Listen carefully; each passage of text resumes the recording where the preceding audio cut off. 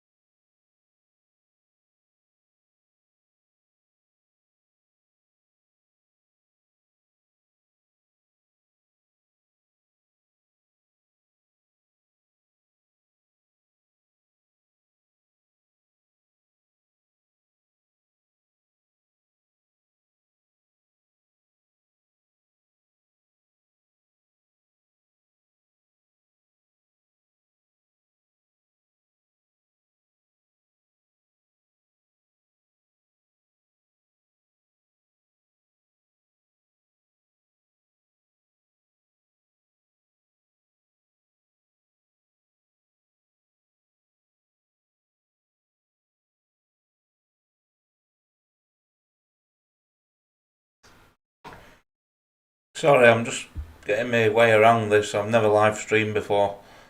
Um, but yeah, just no idea what I'm doing really. I'm just learning as I go along. How are you, Morris? Are you alright?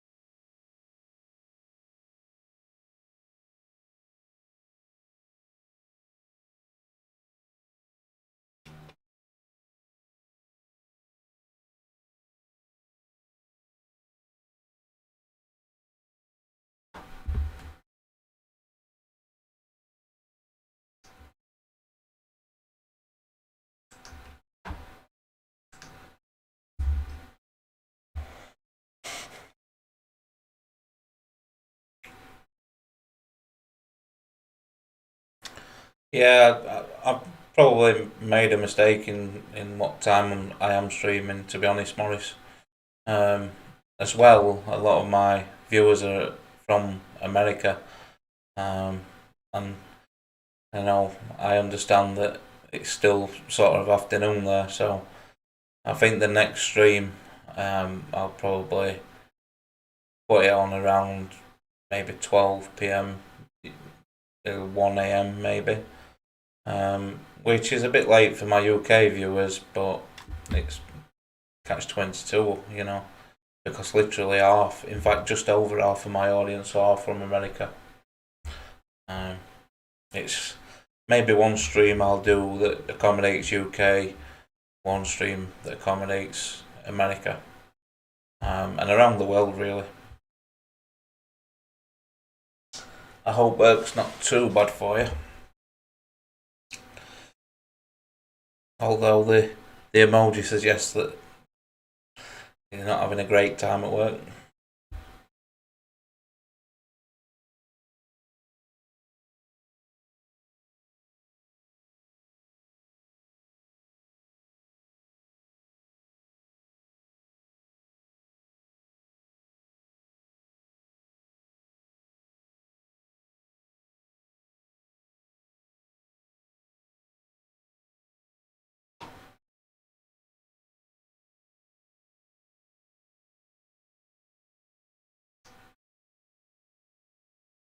Yeah, no, I mean, it's doing this. It's just sort of something that I feel is the next step for the channel. Um, I used to watch Andy Marget. I don't know if you've seen that channel, and I know he did some live streams, and people found that beneficial. And so for me, I do the videos as and when I can. People have said that they are helping them, and I just wanted to sort of engage with viewers, in a way that they can ask me things live, or we can have a debate live, a chat live, and just, because like I said, my whole thing is to help one another, and setting this channel up is to do that. And through chatting, through maybe people will come to me and tell me things, or ask me things. If I can be of any help at all, then these live streams will be worth it. So that's why I think also, and it's nice to engage with people as well. Away from comments, just live, such as yourself. In what way are you struggling with the gambling? Is it the time spent gambling, or is it the financial aspect, or is it both? Um, and more really. Is it? Are you finding that you're gambling more and more, or more and more time?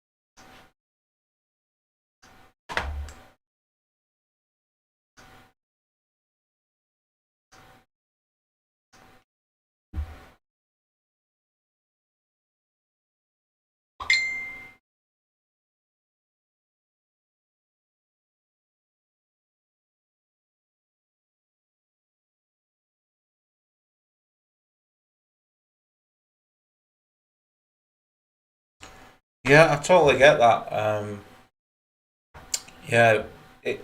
I think we've all found that really gambling provides a whole load of emotions, whether it's escape from your emotions or whether it's excitement, um, the thrill of the win, the thrill of the nearly win, um, and yeah, the distraction. And I think for me personally, that's what definitely played a part. The distraction and the escape from what's going off in his lives, what's going off in our heads. It definitely played a part in doing that. But as we know, or I'm sure many people have succumbed to this, which is that as much as it does provide that distraction and that escape for the time that you're doing it, ultimately, I don't know, what your finances are, but ultimately, it will, if you're struggling with it, cause unlimited, well, untold um, mess in your life. And I mean, what I would call mess might not be a mess to you, but eventually, gambling. I mean, just as an example, I've often thought when I'm using it as a distraction, when I'm using it as an escape from what was going off at home, I've often thought that yeah, I've got a problem with it, but it'll not get worse. One big win will sort everything. Everything will be fine. I'll never end up gambling away money that I've stolen. I'll never end up gambling away money that would leave us homeless. I would never spend time gambling instead of spending it at a birthday party or something. But eventually you do. You do because it just drags you back in. It drags you down. It really does.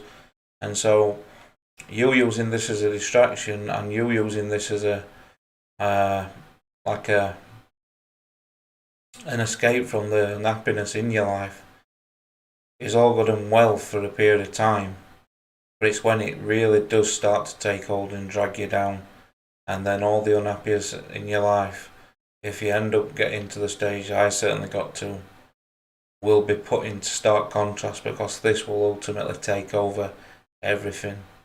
And I don't, I know many people who gamble responsibly and okay, but if you are struggling with it, for me, unless you put things into place to get some help and get it sorted, it will take you to a place where you need something to escape from the problems that gambling's causing. Um, because it is a killer.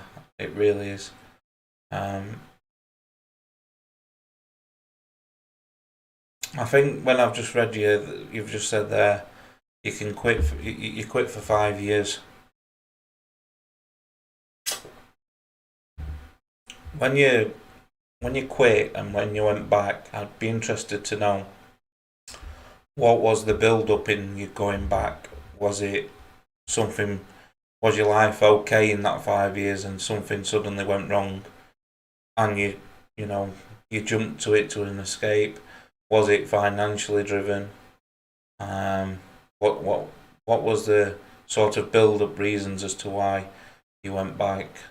Apart from obviously the buzz and things.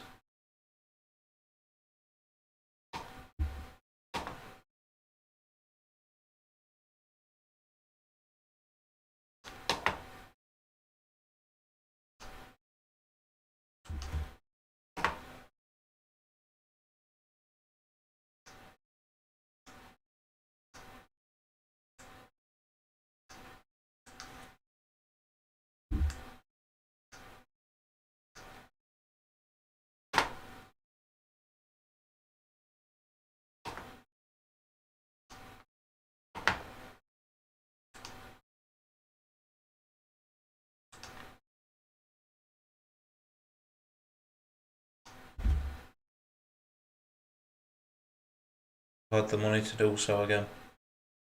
So in that 5 years, did you? I appreciate you're at work, so you may not be able to reply straight away to my questions. In that 5 years, did you not have access to your money, or was you too, you know, was you too sort of financially in a mess to gamble, but then you suddenly had the finances to be able to gamble again, or sort of was it a barrier that you put in place where you didn't have your access to your own money, but then that changed so it enabled you to gamble again? I'd be interested to know what the build up in that sense was.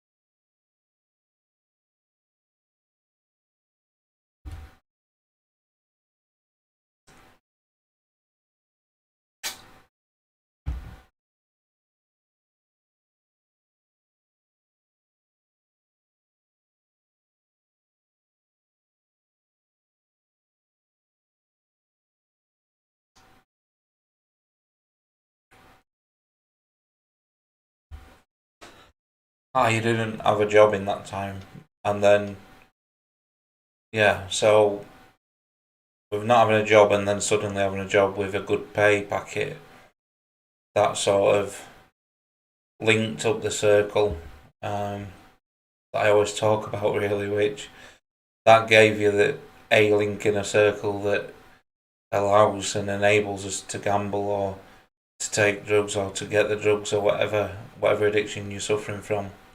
For me, when we talk about, in your case, you've got access to money from a position where that wasn't really possible with you not having a job.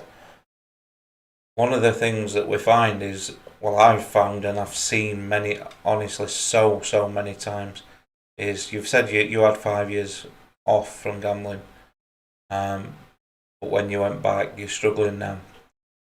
I've seen so many times that after a period of time not gambling, we sort of lure ourselves into a false sense of security where we tell ourselves that we won't be as bad this time. We won't be, we will gamble responsibly this time. And what I've found and seen over the years so many times, and I've done it myself, is when you tell yourself that, you have all the good intentions of gambling responsibly. But I often find that you're worse than what you was before, having had a break. And it's sort of like a making up for the time you wasn't gambling. Although you're not consciously going into it thinking like that, it just seems that way. And then, like you've just said there, you'll have a few days, but once you start, you want to go again and again and again. And for me, that's again a variety of reasons as to what plays a part in that.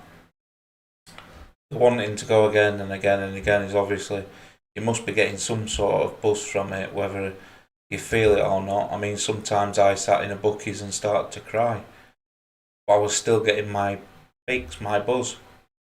Um, the other thing is, are you going again and again and again to start chasing your losses? Basically, is it a case that you're chasing your losses, and you feel that by going again you're giving yourself the best chance of winning it back? Or is it the, like you said, the escape? When you come away from a gambling situation, does everything then feel too much for you? My advice would be, and hands up, I'm no expert, but my advice would be, having done that and been there where I do escape from the unhappiness in my life, is when you look at your unhappiness that you're feeling and your boredom and things in your life, I really, yeah, just an escape, yeah. I talk about chasing losses because I've received it, private messages and inboxes a lot saying basically about chasing losses, and I didn't know if that's something that was affecting you. But yeah, the escape. When I used to escape, it came down to the fact that when I did manage to stop gambling, all these emotions that I was trying to escape from, all these feelings of unhappiness and boredom, it was almost like crossing over a railway line. Because for so long I've been stood on crossing a road basically. For so long I've been stood on one side of the road, safe in that gambling environment where I could escape. But I was frightened to go across the road because then I'm exposed to all these emotions, all these unhappy feelings. But when I did manage to stop in 2018, what I found is, by facing those emotions, by facing those unhappy feelings head on, it enabled me to see just how much gambling was playing a part in those unhappy emotions, those unhappy feelings, the feelings of things are too much, I'm not, life's too much sometimes. It enabled me to see, even though I couldn't put everything down to gambling because there was outside factors, it enabled me to see through facing up to them just how much gambling impacted it. And I'm aware that you're saying it's not really a financial mess for you, but to me, it was sort of like a light bulb moment. And yeah, it was really difficult, really difficult to face up to the other side of the road, where escaping to gambling was no longer the option. But through changing things in my life, finding things that I would normally fill the void with gambling, finding alternative things, taking up new hobbies, which I did, learning new things, which I did, and finding different communities, it allowed me, especially the filling the void of time, because when you sat around doing nothing, it really does then start to send those gambling urges in your head going round. When I started to fill that time with new things, then and look at new communities of people, meet new friends. Even though I suffer from anxiety and it's hard for me to meet friends, I still put things in place where I could try.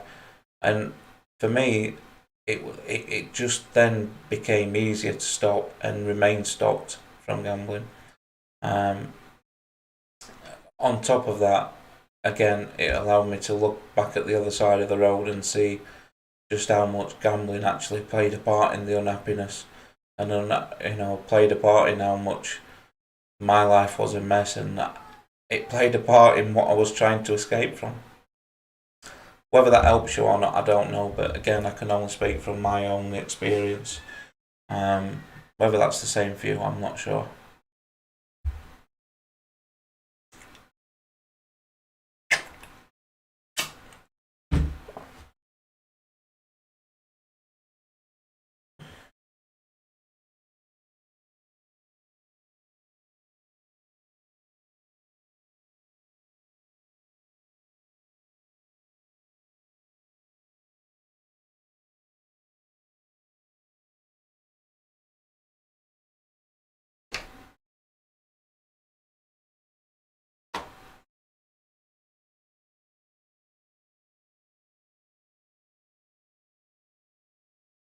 Has anyone else, as well as Morris, got any questions or want to talk about anything in particular? I've got live chat here. I can obviously see and interact with you.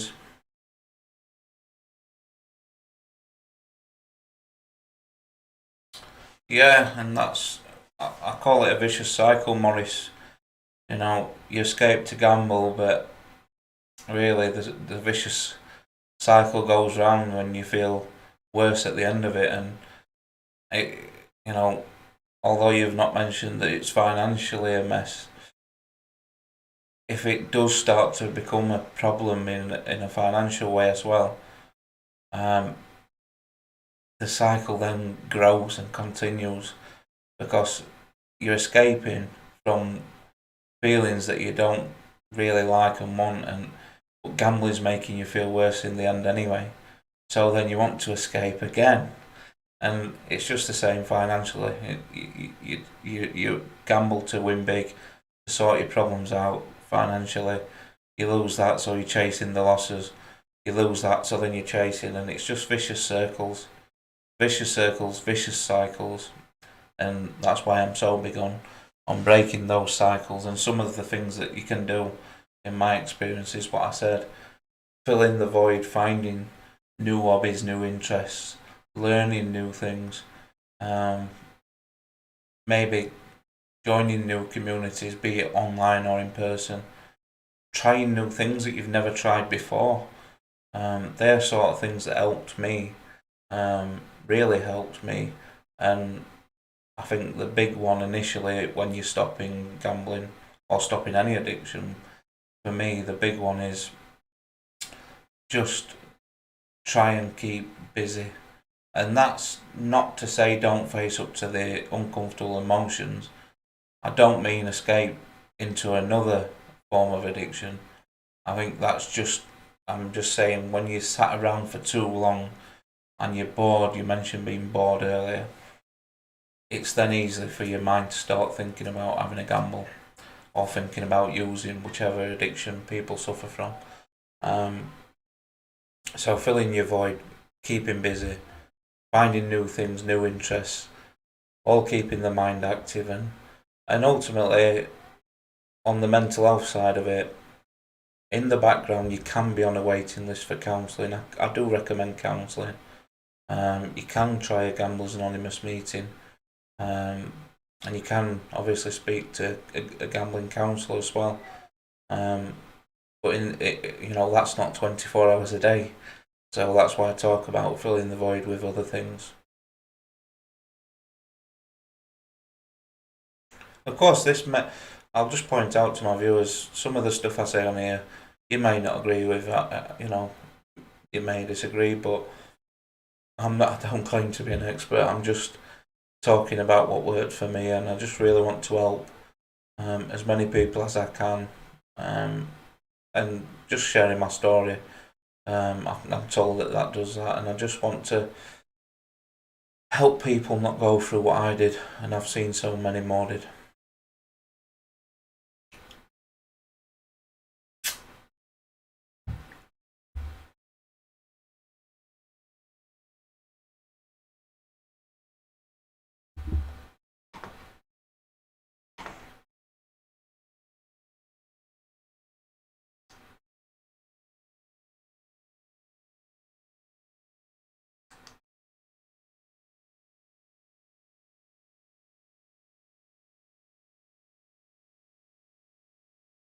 Thank you, Morris.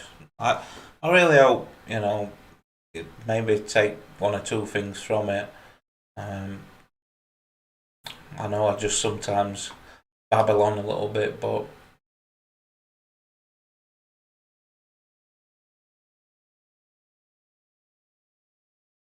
I really appreciate that, Maurice. Brilliant.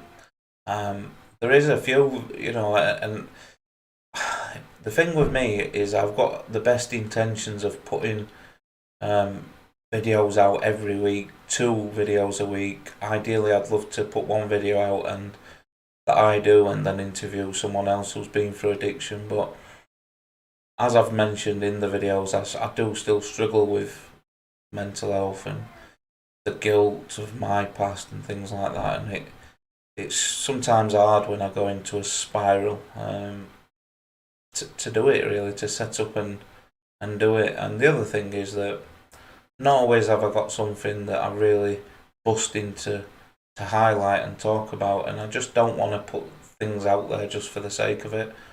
I want to add value with these videos and help as many as people as possible. So the sort of bridging the gap in between videos by live streaming, I think, is something that going forward I'm going to keep doing, and hopefully it can benefit people.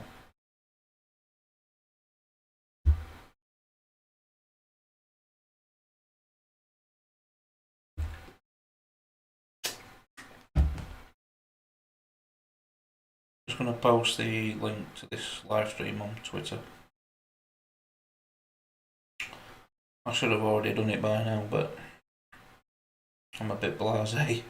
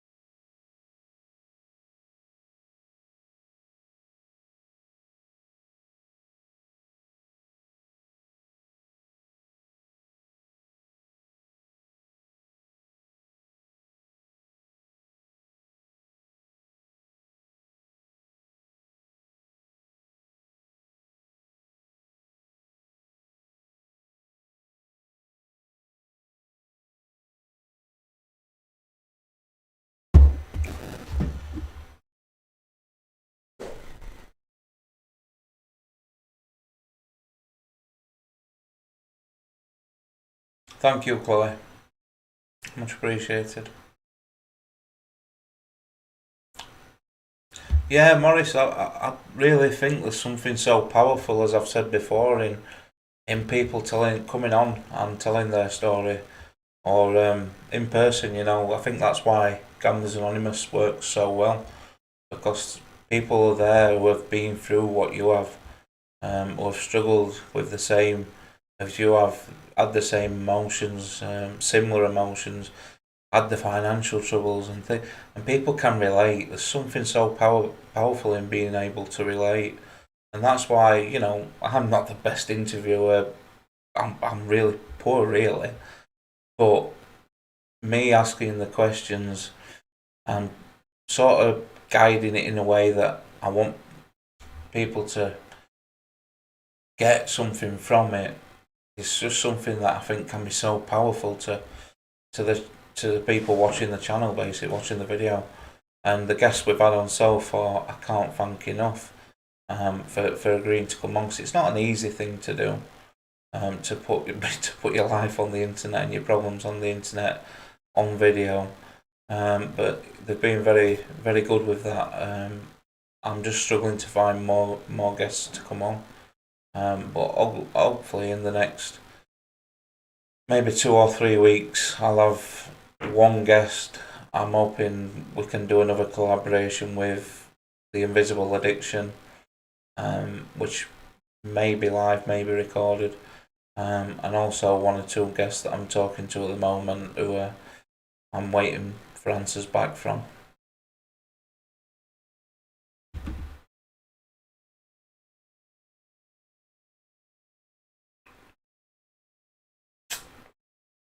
I have also got When the Time Is Right, an ex footballer. We've already had one, but with the other one I've got is a gentleman who has suffered from alcohol addiction, and maybe to some extent cost him his career. And maybe he's told me he's going to come on, but when the time is right, having struggled up until as recently as a few months ago. So I've just got to be patient with that one, but he will come on, and for me that will be really, really, really powerful. It's not the biggest name in football, but it's someone who people will have seen, and I think that in itself, him speaking out it'll be so powerful.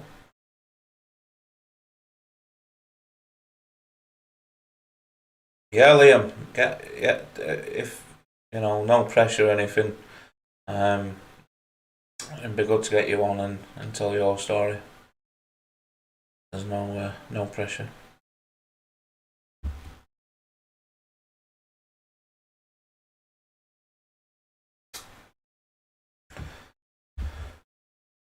Yeah, I can see what you're saying there, Chloe, for sure. Um, Being a bit like that myself sometimes, but it's to me it, it doesn't matter really. Drinks, drunk, alcohol, drinks, drink, drugs, alcohol. It's just got so much danger attached to it if it becomes a everyday thing, and I think we know and we've seen the dangers, whether it's your friends, family, someone you know. I think we've all at times seen how dangerous it can be, so just be careful with it best you can. But I mean, I've drunk to avoid the feelings of anxiety, the physical symptoms of anxiety. I've drunk to drown it out before. For 5 months last year, I drank every day because I couldn't deal with the anxiety with COVID. And yeah, and there is that if when I've had a drink, I feel a little bit more bubbly. But I got help. I phoned a local service, and I just gradually reduced down each day how much I was drinking until eventually I came off. But I was addicted for 5 months because I couldn't deal with the anxiety around COVID when it first came out.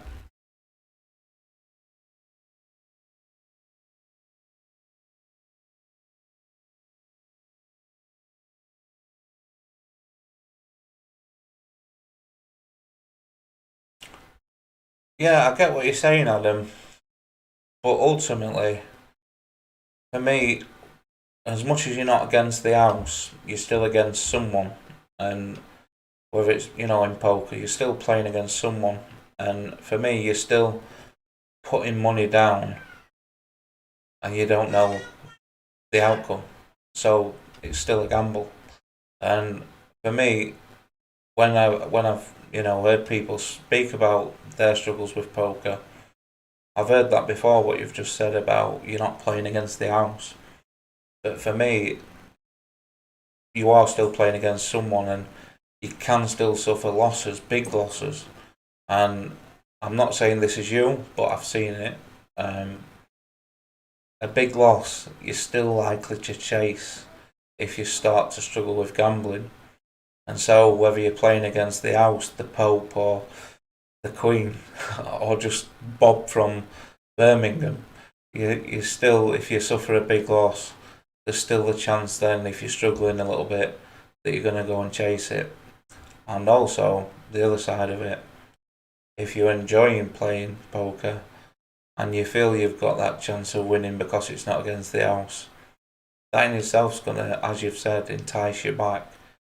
Um, and when then things start to go wrong in life, maybe someone, you have some bad news, it's then easy to think, what's the thing that I enjoy doing?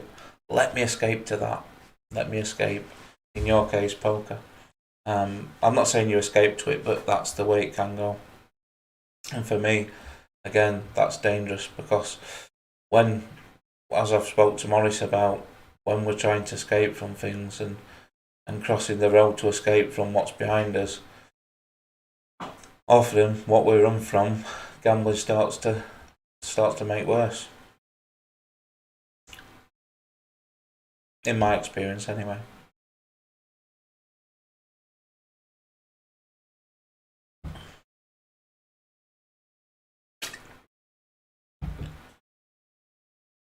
Sorry to hear that, Chloe. Yeah, with your to fit in with your family.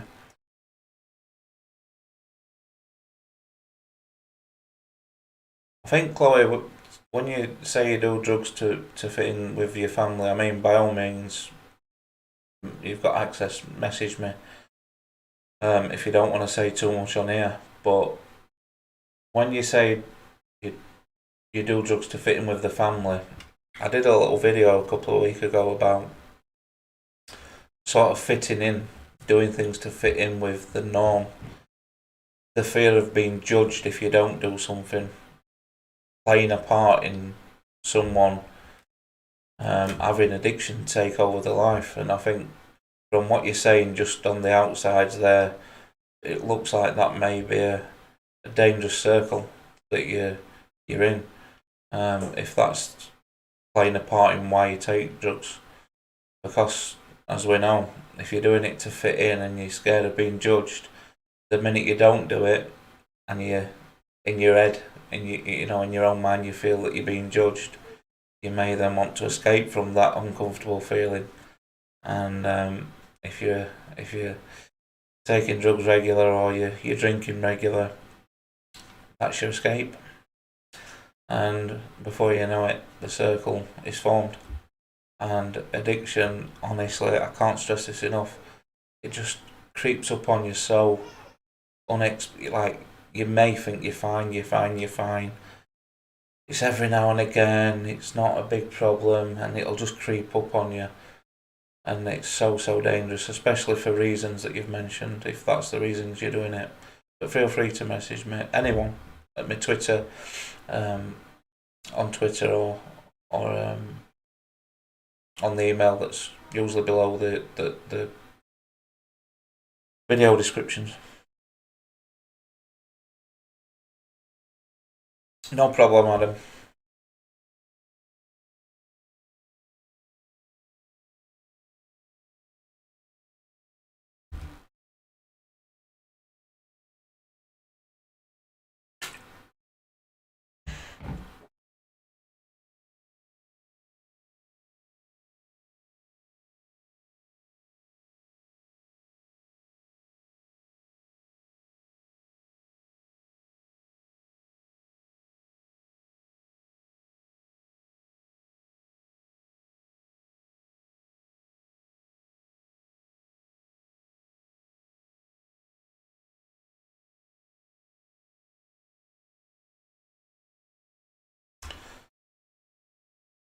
Cancel my cab.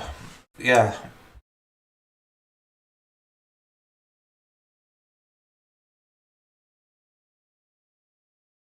Yeah, I see what you're saying there about the sort of casino, and when you're passing a bookies and when you may have decided that you're going to quit, you find yourself in there. And then when you're sort of skint and you've done your money in, then you want to drink, and that vicious circle. And for me, again, are you in the UK? Because I'm not sure really what help is out there in certain countries, but in the UK, I'd recommend, from what you're saying anyway, that you maybe try a Gamblers Anonymous meeting, but away from meetings and things, I'm just wondering if there's someone. I've said it in the videos. is there someone that, as you said, you offer it all from yesterday, you've stopped it all from yesterday, to keep and maintain that abstinence? Is there someone who maybe could, in the short term, look after your finances and only provide you with what you need? Just to stop, maybe when you are out and you're passing a bookmakers or you're passing a casino, just to stop that possibility of you going in, because if you're only say you're nipping out to the shops and you need £10 to spend at the shops, you're only carrying £10 in that sense. If you can, have someone who could look after your money temporarily. Because for me, if you're carrying cash on you in the initial days and months in when you stop, then it's easier then to pass a bookmakers, pass a casino and go in. Failing that, there is self-exclusion tools available online, and there's GamStop online and in the bookmakers and the casinos. I would really, whilst you've stopped from yesterday, seriously consider signing up to the self-exclusion programs that these places offer. And then we talk about filling the void, the time that you would normally spend in the casinos and in the bookies and getting drunk. Try and fill that time with new activities, new interests. Maybe make a pledge to yourself to learn something new. Just basically filling the time that you would usually spend doing these activities. And I think that helps you to control the urges a little bit. But without knowing the full background, I can only sort of give an outline of my thoughts. And again, it's just based on what worked for me, really. I'm not an expert or anything. Adam, do I still get as many urges, or has it subsided? Being completely honest, Adam, my urges are very few and far between now. I will say for the first 2 or 3 months of stopping, I did get quite a few urges, and it tended to be the fact that and this is not the same for everyone, but in my case, when I stopped, I'd left us with absolutely nothing, in a dire mess. And at the first, in the first month or so, I couldn't really see any light at the end of the tunnel in terms of, yes, I've stopped gambling, but things are never going to improve because we're in such a mess. One big win will sort this out. It was the default way of thinking, because things have got that bad. One big win would sort everything out. So the urges was very much prominent when I stopped, but as time went on, I began to see the benefits of not gambling, not just financially but mentally. And again, all that running away from emotions and escaping, it just sort of it turned into me seeing how much gambling actually played a part in all that unhappiness, all them emotions that I didn't like, all them anxieties. And I began to see that light at the end of the tunnel. Things slowly began to improve, both in life and financially. And so then the urges become less and less. And one of the really satisfying things is I could wake up in the morning without thinking, oh my God, what did I do last night? And that's something so little but gave me so much peace. And again, that played a part in my mental health being better and the urges being less.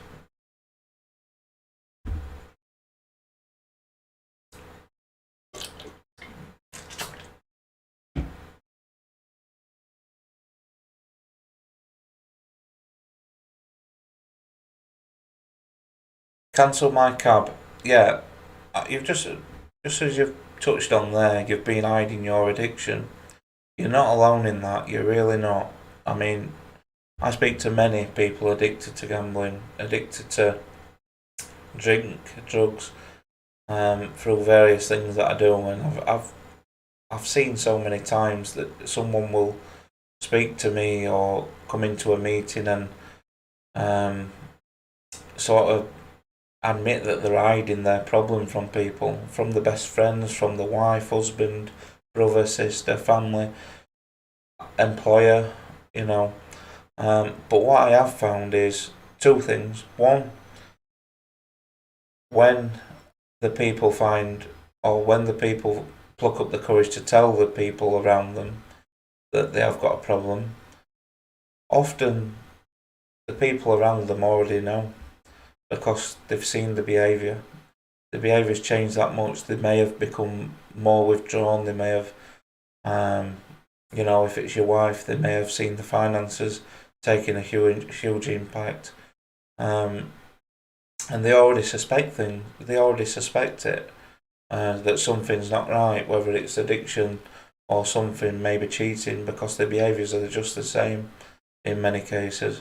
And so the other side is, once people pluck up the courage to tell the partners, the family, the employer, whoever they find the courage to tell, the other side is that quite often they're expecting no support whatsoever, but they get so much support unexpectedly.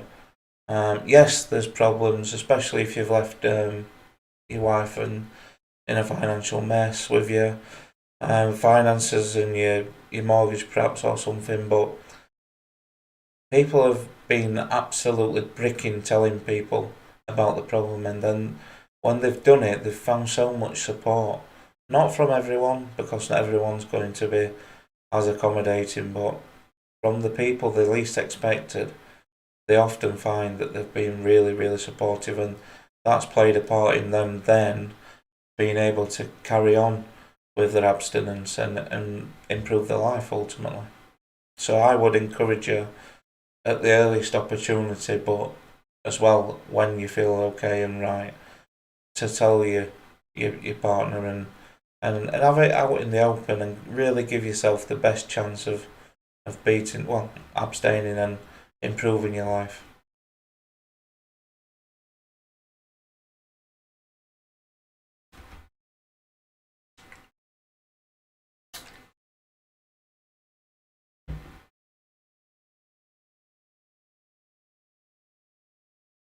Yeah, you've spent the money for a birthday, mate.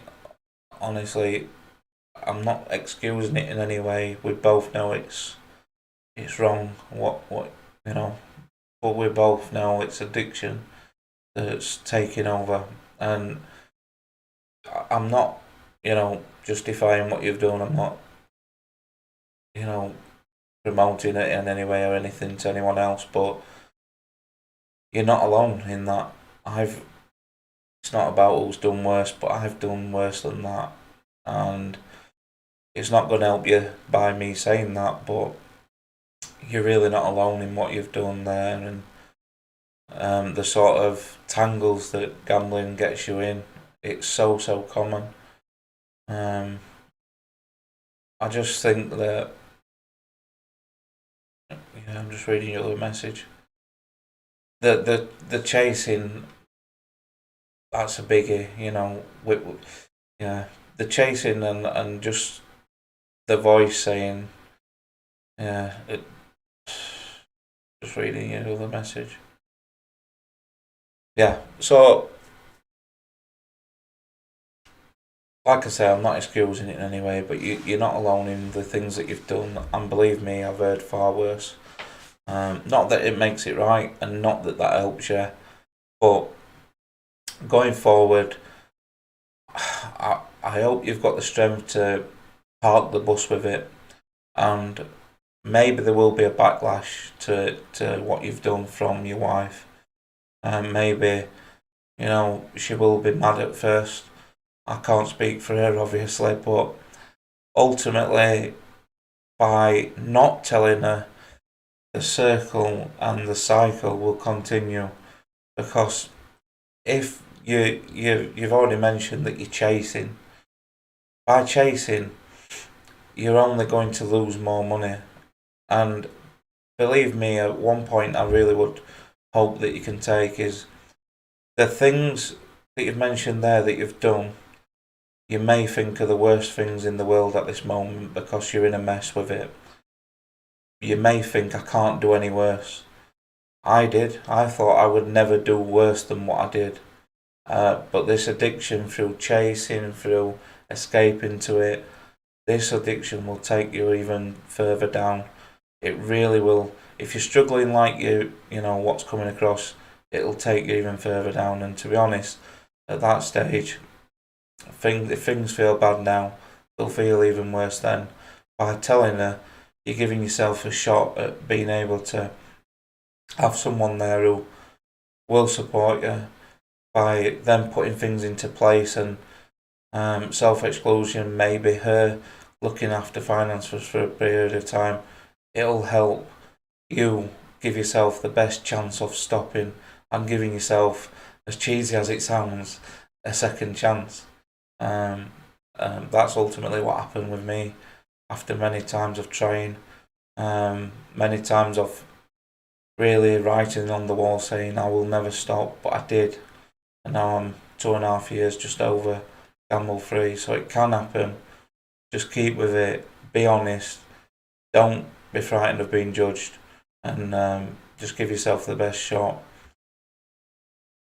And I'm glad you're feeling sort of better from getting it out there to me. Feel free, my Twitter is on my videos. The Twitter's in the description below. Send me a DM on there if you want to talk a little bit more, or an email. I'll always get back to you. And I will do another one of these sometime in the next couple of weeks. These live streams. I think this one's been better than I expected it to be in terms of interaction as well. I thought I'd be sat here for an hour and a half on my own.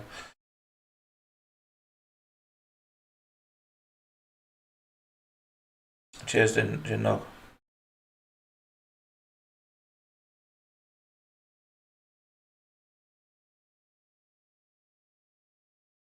I'm going to wrap it up soon, the stream. No problem, cancel. Yeah, I'm going to wrap the stream up soon, but I'm going to record a video probably on Monday, and I'm hoping that will be out sort of around Tuesday, Wednesday time. And then I'll look to do another one of these, possibly even next weekend, a live stream, but probably for UK viewers it will be a little bit later, to try and accommodate half of my audience, my subscribers, which are American, and just to increase the chances of these videos helping as many people as possible.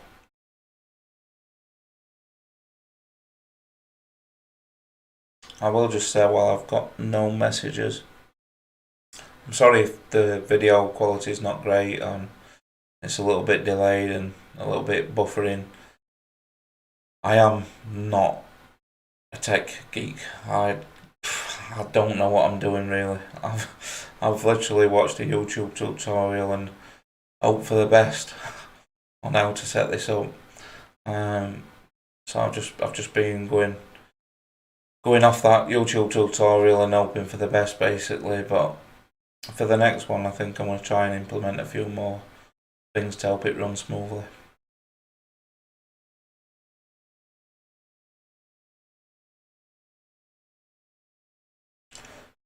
No problem, Morris. I hope you're okay. Cancel, Micah. Yeah, you've got every chance, mate. You've got every chance of being able to say one day, I'm 2.5 years, clean. It's a great feeling, but it does take the work, and some of the work I've discussed what you can put in. However unlikely it seems, and believe me, I use meetings, I go to Gamblers Anonymous. The amount of times I went to Gamblers Anonymous, and they would spend like an hour or an hour and a half of the meeting talking to me about stopping and trying to encourage me, and then a few days later I would relapse, and I'd go back the following week and say, I've got to tell you, sorry, I've relapsed, and it became then at a point where I lost belief that I could stop. I really did. I lost belief that I would ever stop gambling, but it can happen. And if I can do it from how bad I was, I hold hope for anyone else being able to do it. Sorry, I just had to bust someone in. But yeah, I wish you all the best, Cancel My Cab, and I hope you do find it within you to tell your wife and really give yourself the best chance. I know I've rambled a little bit as well.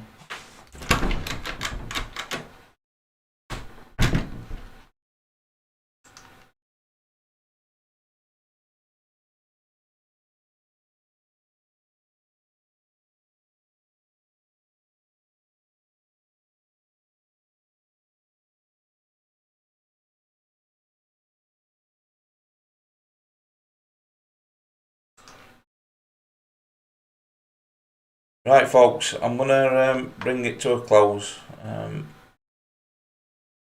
I will catch you on the next one, and there will be a video released on my channel probably Tuesday/Wednesday, and hopefully I can do another one of these live streams next weekend. But again, it probably will be around 11-12 UK time, maybe even 1 UK time. So it's just so I can accommodate the American audience and also the British. I will then do another stream where it's back to accommodating the British audience. But yeah, cheers for tuning in. Thank you for all your comments. I hope through interacting with myself, you may have benefited, you may have found something from what I've said that helps you.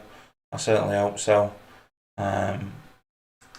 And if you can, leave a like on the video, and I will catch you on the next one, folks. Sorry it hasn't been as smooth as I'd have liked it to have been. I am a little bit thick, I don't know what I'm doing, but I'll hopefully be better next time. But yeah, I'll catch you then, folks. Cheers.